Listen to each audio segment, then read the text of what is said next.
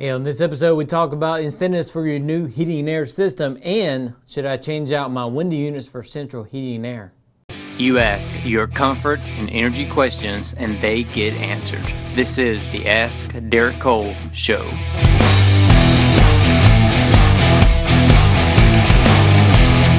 Hey, this is Derek Cole. Welcome to episode 66 of the Ask Derek Cole Show, answering your home and energy, comfort, heating and air questions. I think, yes. So, got up this morning, 18 degrees outside. I was very happy. Anytime you have to start your car before you get into it, I'm happy. Are there any rebates or tax credits for installing a new system? There are rebates and tax credits for installing units. The bad thing, in 2015, they ran out. The big one was the geothermal tax credit.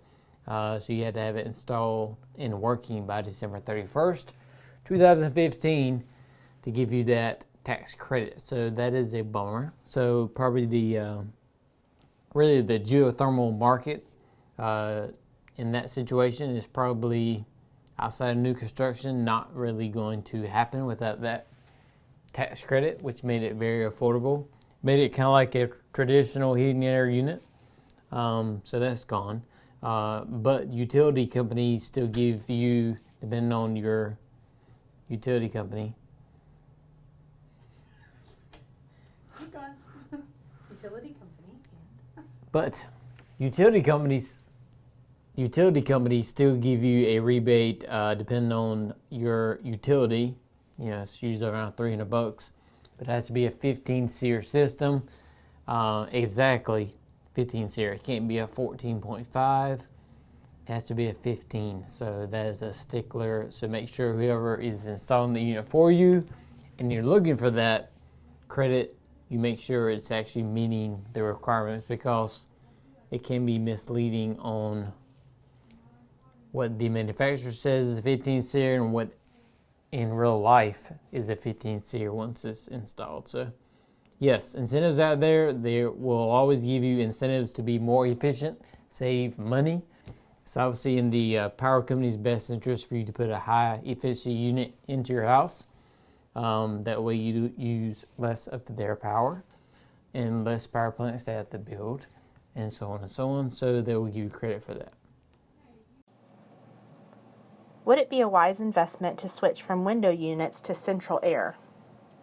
I would ask the person asking this question, what is the intent here? I mean, are we at 60 and we want to go central air? Are we at 20 and we want to turn this home that has been with window units into a central heating and air unit? Because to me, that is the difference. You know, if you're not planning to stay in the house very long, it's probably not a big return on your investment, changing all of that out. If it is a long-term solution for you and your family, then yes. I mean, if you're going to stay in the house and you want to, you know, make it comfortable, that is a great decision. If you're looking to move on pretty quickly, then not so much. So it really depends on your situation. And I actually read something today that was very interesting.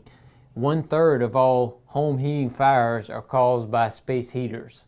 So if you have space heaters in your home, you want to buy this kind, and we provide them to our customers when we install units, but it's the kind that when you knock it over or something gets in the way, it shuts it off. The big problem of what's happening is it will fall over, and it might be falling over on paper, on clothes, and that's, you know, starting the fire. So that has nothing to do with window units. But if you're using window units, you're probably using space heaters. So keep that in the back of your mind. So really, you know, it's kind of two answers. It really depends on your intent. So yes, for the person looking for a long-term goal, and I would probably say no to the person who's just looking for a few years and you're just not going to get the payback. Would a mini split be a better option? And it depends on the home as well. I mean, some homes, older homes, a mini split is perfect for it because you can't get you can't have ductwork in certain places where it would benefit that house. So a mini split option would be a good option. So it really depends on what the home lets you do. I mean, we had a customer of ours who built a log cabin, and he put 6 mini splits in that log cabin because that's what he wanted to do. That was the efficient way to do it, and for aesthetic reasons and efficiency, that's what he wanted to do. So we did it, and he's happy. Looks great.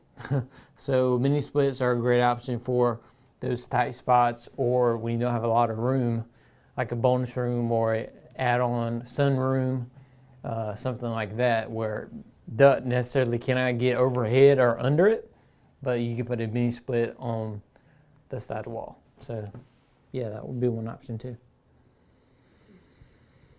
Good? Yeah, good. All right. Episode 66 in the books. As we say goodbye to Megan, this is her last show.